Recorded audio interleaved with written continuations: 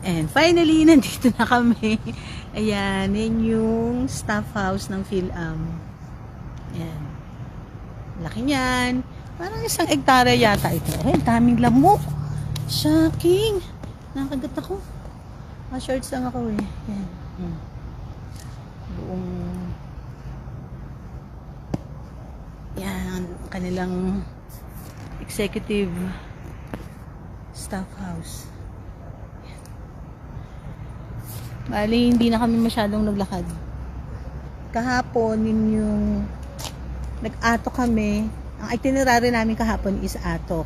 So, nagpunta kami ng Beacon Hill, nagpunta kami ng Northern Blossom, tapos, basta yung mga part ng bandang atok, inakit din namin yung Mount Olis.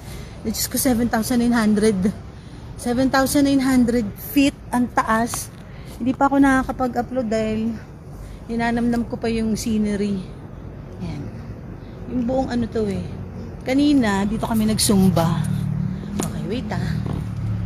Lakad tayo. Backward tayo. Ay, teka. Yan.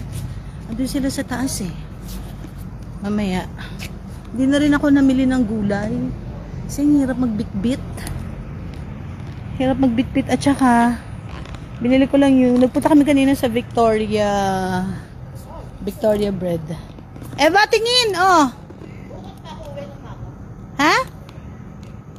May kausap siya. O yan. Sige. Till next. Bye! Mamaya.